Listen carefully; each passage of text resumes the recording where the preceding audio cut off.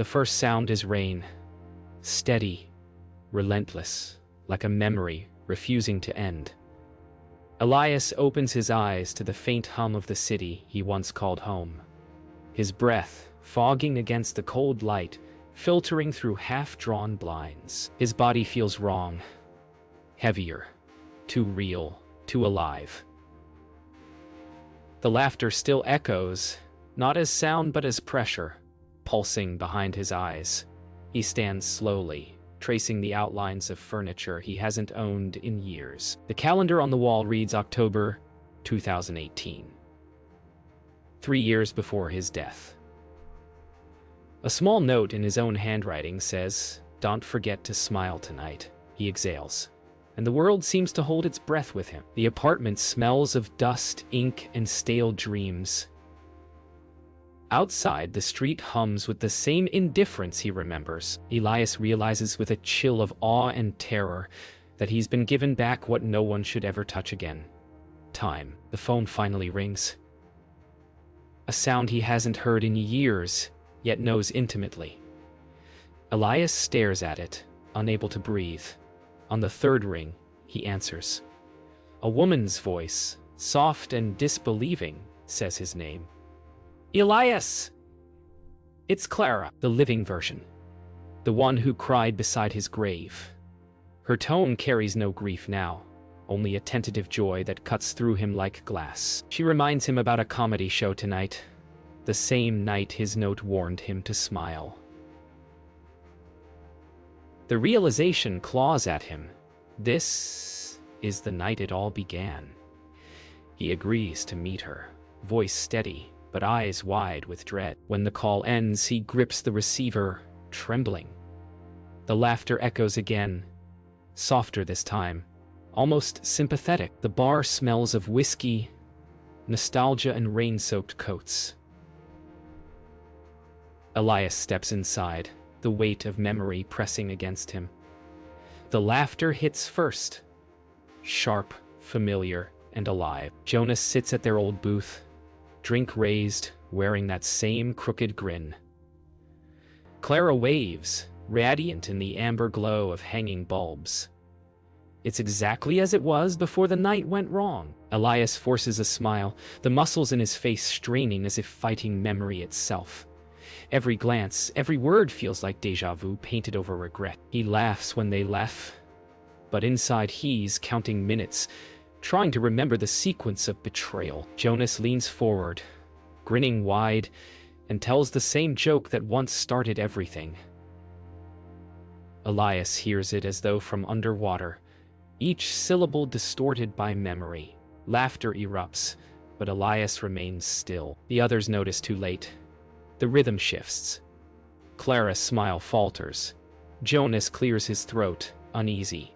Elias finally forces a laugh, brittle and broken, and the bar noise swallows the moment whole. The air feels heavier, charged with the faint hum of something wrong. When he glances toward the mirror behind the bar, his reflection doesn't laugh at all. It only watches him. Night deepens as Elias walks home through wet streets, his reflection rippling in puddles like shattered time. The laughter trails behind him, not from his friends but from the air itself, carried by wind through narrow alleys. He stops beneath a flickering streetlight, chest heaving, and whispers to the empty street, "I'm not supposed to be here." Somewhere, a clock chimes midnight. The world shivers. Lights blur.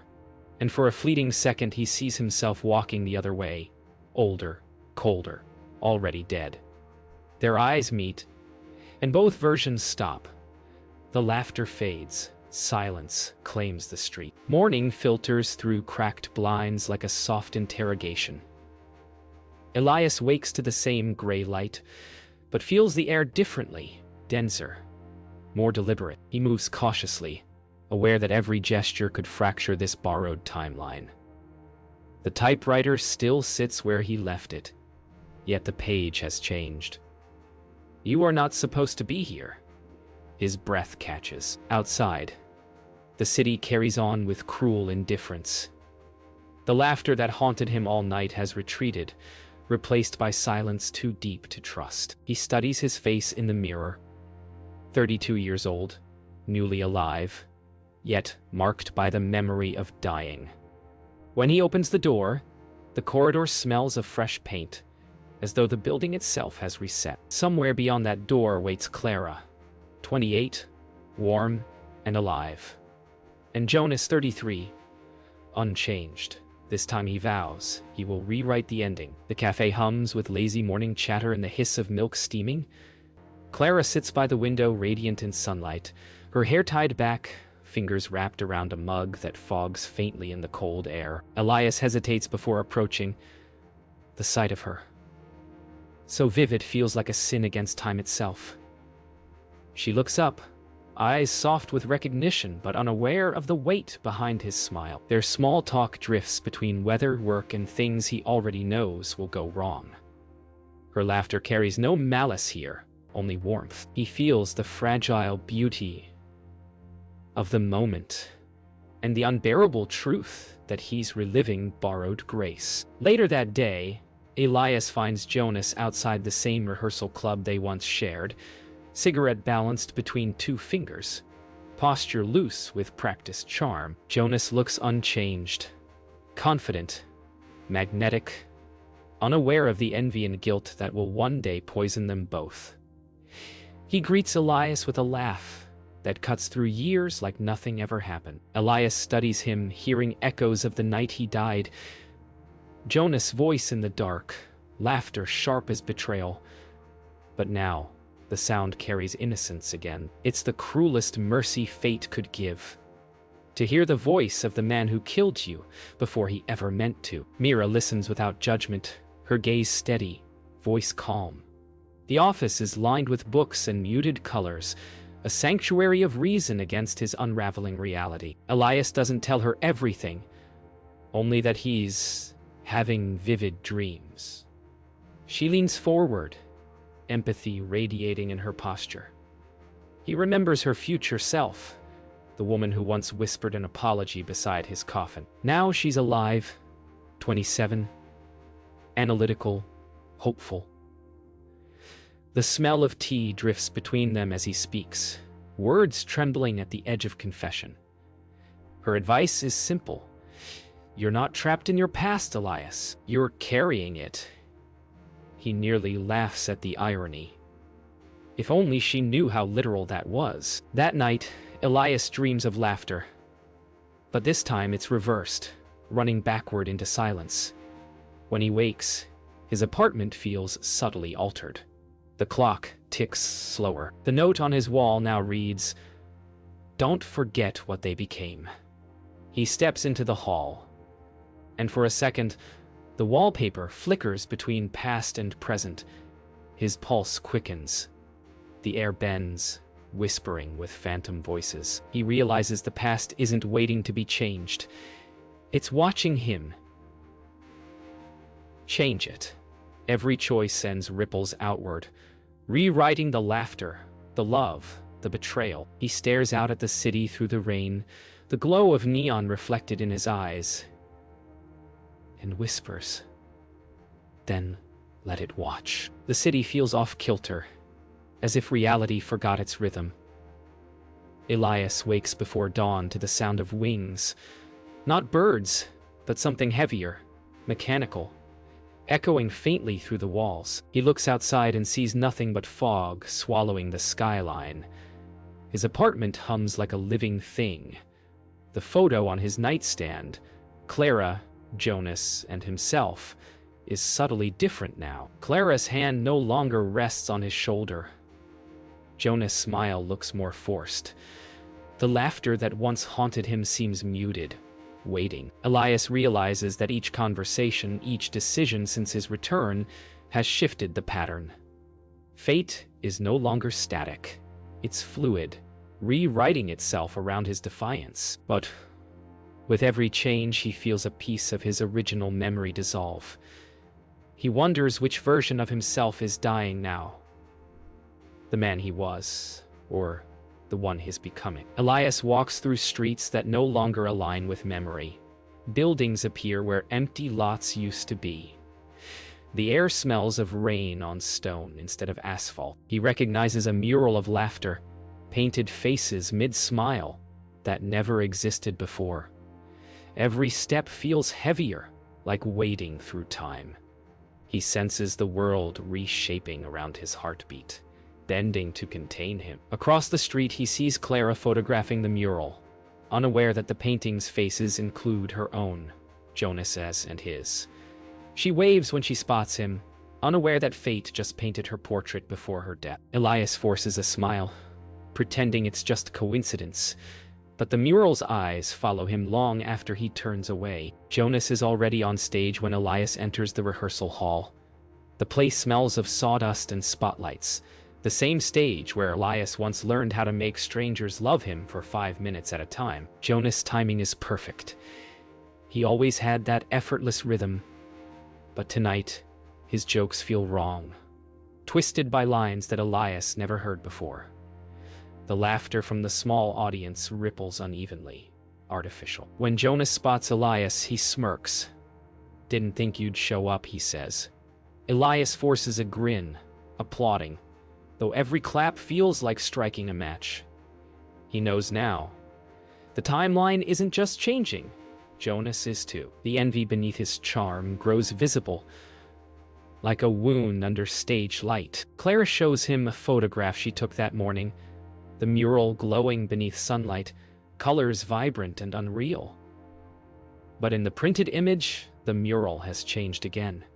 Now, one of the laughing faces is fading. She frowns, running a thumb over the paper as if to bring it back. Elias says nothing, afraid his voice might shatter the fragile illusion. She looks up and studies him, sensing the distance he's hiding behind calm eyes. "You look like you've seen a ghost," she says softly. He almost laughs at the truth. Her hand brushes his, briefly grounding him. The moment stretches, delicate, then breaks when thunder rolls outside, laughter disguised as weather. That night, the world trembles. Elias sits by the window, watching moths slam against the glass in frantic rhythm. The air smells of ozone and endings. His memories begin to blur. He recalls laughing with Jonas and Clara, but not which version of the night was real. His reflection shifts between smiles, a dozen faces all wearing his fatigue. In the distance, sirens wail, fading into that familiar echo of laughter. He feels the weight of destiny pressing inward, demanding balance. When he closes his eyes, he sees a butterfly trapped in amber, beautiful, eternal, dying in stillness. He realizes the truth. Changing fate doesn't free you. It just changes the shape of your cage. He opens the window, lets the rain in, and whispers, "Fly while you can." The morning feels like a confession waiting to be heard. Elias wakes to find the photograph Clara gave him lying on the floor, the ink bleeding from its edges, as if time itself is rejecting permanence. The mural's faces are now indistinct smears, color leaking like bruised memory. He picks it up carefully, heart pounding, realizing he's witnessing time trying to erase evidence of the truth he's rewriting. The laughter returns faintly, not mockery this time, but curiosity, circling him like a question that has waited too long for an answer. He whispers Clara's name, and the sound feels foreign on his tongue, part longing, part regret. When he looks at the mirror, his reflection smiles a second too late. The laughter sharpens. Something is no longer aligned. Jonas bursts into the apartment without knocking, casual, charming, carrying laughter like a shield.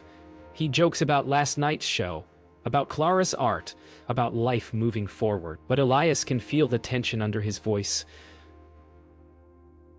The same resentment, subtle and familiar. Jonas sits, lights a cigarette, and glances toward the mirror. For a flicker of a second, Elias swears the reflection shows Jonas alone. No trace of him sitting opposite. His chest tightens. Jonas keeps talking, unaware that his words sound distorted, slowed, like a record turning against itself. Elias forces himself to listen, knowing now that the mirror isn't showing what's real but what's coming. Elias visits Mira again. This time he speaks truth, or as much of it as words can hold. He tells her about waking up years before his death, about the laughter, about time bending like a lie told too often. Mira listens without interruption, her eyes soft yet wary. When he finishes, she takes a long breath and says, "You're not going backward, Elias. You're falling through your own echo." He feels tears rise, but swallows them down. She steps closer, placing a hand on his shoulder. "You have to find where the laughter began." For a moment, he feels grounded.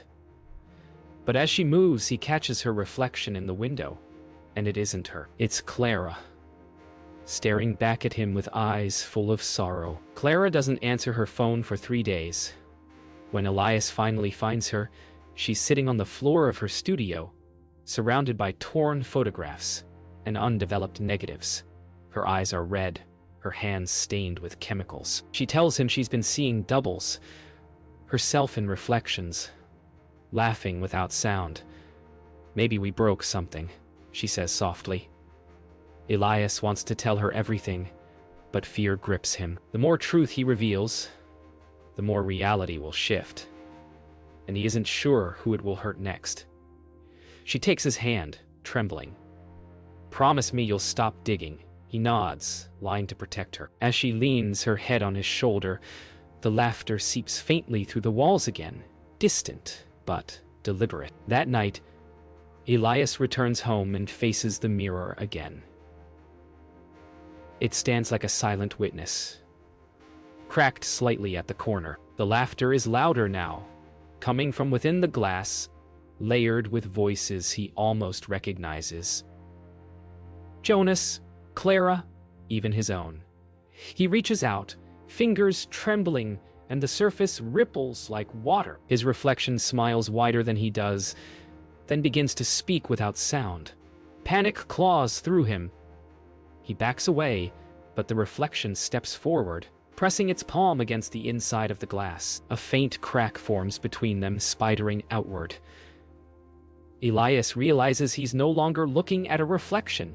He's looking at the other side of time, and it wants out. Elias wakes to glass under his bare feet. The mirror lies in pieces across the floor, its shards catching light like frozen lightning. He can't remember breaking it. Each fragment reflects a different expression: anger, grief, terror, resignation. His reflection no longer belongs to him.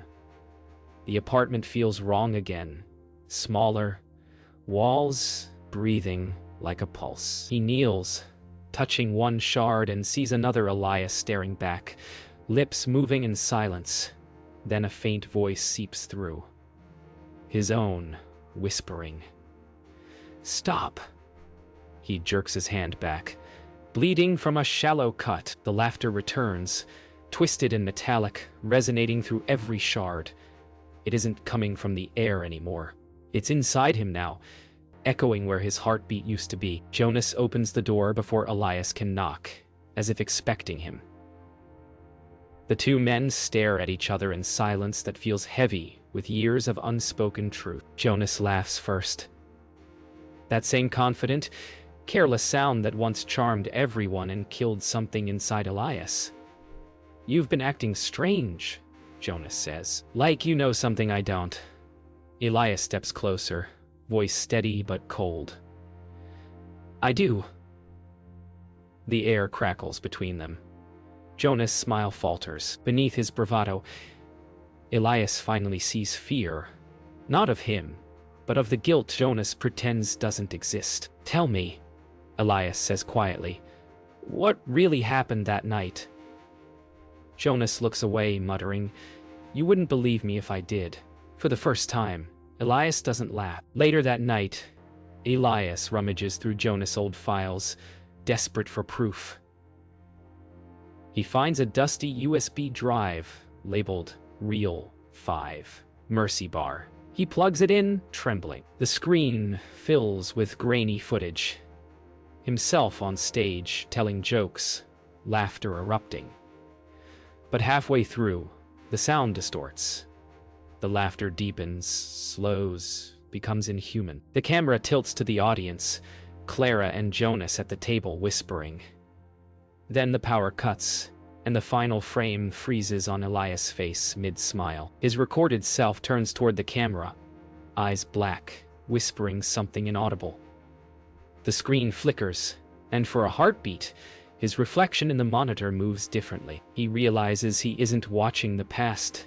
The past is watching him. Clara meets Elias by the river, wind pulling at her coat and hair. Her voice trembles when she says she remembers fragments. Dreams of him dying, laughter echoing through walls. Jonas whispering her name in guilt. She doesn't understand how she could know, but the fear in her eyes says she believes him now. Elias wants to comfort her, but truth hangs between them like a blade. I tried to fix it, he says, but I think I broke it worse. She shakes her head, tears catching light like tiny mirrors. You didn't break it, Elias. You were just seeing what it always was. He steps closer, wanting to hold her. But the moment fractures. For a second, she flickers, her image doubling, then realigns. Reality is losing its patience. The world folds in on itself. Streets repeat, clocks tick backward, and every laugh in the city warps into the same echoing tone. Elias stands on the rooftop where his life ended. The night he heard Jonas' laughter last. The rain falls upward now, drops ascending toward the clouds. He feels the pull of two timelines colliding, every breath vibrating with memory. Below, he sees Jonas in the crowd, shouting his name, and Clara crying into her hands. None of them look up, or maybe they already did. The laughter crescendos surrounding him, begging him to jump, to reset, to surrender. But Elias only smiles faintly, whispering, "Not this time." The sky fractures like glass, and the world turns inside out. Elias wakes to the sound of his own voice, echoing faintly from another room. The clock on the wall reads 2018 again. His breath catches. He is back at the beginning. The air hums with repetition, familiar yet raw. He walks into the next room and freezes. Another Elias sits at the desk, typing the words, "The night I died," began with laughter. Their eyes meet. The other version doesn't speak. He only smiles with the exhaustion of a man who's lived this scene too many times. Elias realizes the truth. He has been dying over and over, trapped inside the moment of his undoing, trying to rewrite a past that refuses to stay changed. The laughter begins faintly, then doubles, echoing from both of their throats.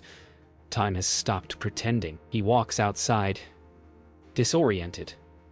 The city has changed again. Streets looping, people's faces flickering between strangers and ghosts. He spots Jonas across the intersection, laughing with Clara, then again across the street, and again farther down the block. The world repeats in broken fragments, looping conversations and laughter that start and stop mid-breath. Elias calls out, but the sound doesn't travel. It bends, returning to him distorted and hollow. He drops to his knees, gripping his head as a wave of dizziness hits. He understands now. The world isn't punishing him. It's showing him the weight of his interference. Every choice he made is echoing through time at once, collapsing all versions of himself into one unbearable chorus. Through the chaos, Mira appears like a fragment of clarity. She approaches slowly, her outline flickering between real and transparent. Her voice trembles with strain, distorted by static. "You can't keep fighting the loop, Elias," she says. "It feeds on what you refuse to let go." He wants to ask how she knows, but then remembers. She was always the last to see him alive. Her eyes glisten with grief he doesn't deserve. "You told me once," she whispers. "That dying felt like laughing until it hurt. Don't make it hurt again." She reaches for him, but her hand passes through. The world shudders. Then she's gone. Only her echo remains, whispering, "End it differently." Elias finds Clara and Jonas again, or versions of them. They're standing in the same bar where everything began, but now the air feels wrong. Thick with distortion.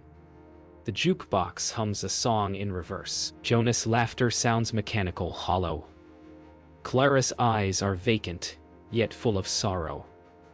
Elias steps toward them, his voice cracking as he says, "I've been here before. I've watched this end too many times." Jonas looks up, expression flickering between regret and cruelty. Clara reaches for Elias's hand, whispering,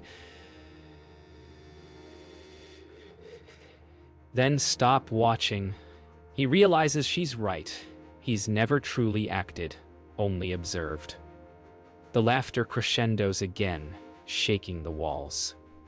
Glasses rattle. The photo of the three of them falls from the wall and shatters. Horror. It shatters. It happens quietly, almost mercifully. Elias stands alone on the same rooftop, the world collapsing around him in ripples of light. Time bends inward, folding the skyline like paper. He understands now that death was never punishment. It was release. The laughter fades to silence as he looks toward the horizon, where dawn and night blend into one colorless seam. His body begins to dissolve into shimmering fragments of light, every version of himself merging into one final breath.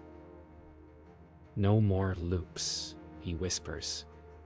As he fades, he feels something he hasn't known in years. The laughter is gone. Only wind remains, carrying the faint echo of his voice through an empty city. The city exhales. Dawn spills over rooftops like a sigh, soft gold and silver threads weaving through alleys and streets. Elias no longer exists in the physical sense, but his presence lingers like a memory pressed into the air. Clara walks along the riverside, unaware of the man who once carried time in his chest. Jonas lights a cigarette, paws heavy with unspoken guilt and relief, sensing a shift he cannot name. The world feels lighter, quieter. Laughter, replaced by soft wind brushing across windows and puddles.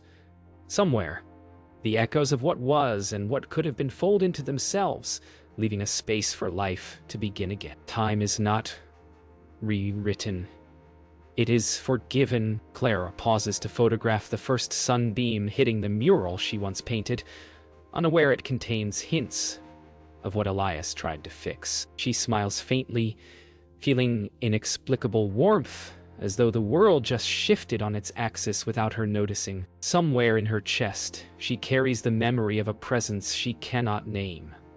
Fleeting, protective, impossible to grasp. She lowers her camera, watching the city breathe, the sound of distant footsteps and leaves rustling in harmony. For the first time, she feels lightness, the quiet that follows a storm. Jonas steps away from the lamppost, cigarette stub pressed into wet asphalt. He inhales deeply, watching the city awaken. The weight of laughter, betrayal, and grief has lifted. He remembers fragments, not clearly, but enough, of a man who once tried to alter fate. He exhales smoke slowly, a quiet acknowledgement to the absence of Elias. Time feels slower, gentler, forgiving in its own way. For the first time in years, he does not speak the words that once caused pain. Silence becomes his companion, a balm he never knew he needed. The streets and alleys of the city pulse with ordinary life. Children running to school, shopkeepers opening doors, morning buses rumbling over wet asphalt. Every shadow stretches naturally. Every reflection aligns. The tension that once warped time dissolves like fog under sunlight. A pigeon flutters across a puddle, scattering ripples that reflect a perfect, unbroken skyline. The world does not remember Elias, nor does it need to. His sacrifice is invisible, complete, leaving only harmony in its wake. In this silence, life moves forward without rupture. the laughter replaced by quiet hope. At the riverbank, where he once stood as a man between worlds, there is only wind and sunlight. A faint ripple moves across the water, hinting at a presence gone, but remembered. For the first time, there is no pressure, no echo of laughter, no pull of fractured timelines. Elias has ended his cycle, not by vengeance, not by fear, but by surrendering to the flow of life he cannot control. Somewhere in the distance, a bird sings. The city listens. And somewhere beyond sight, beyond memory, Elias exists only in peace, the silence after everything.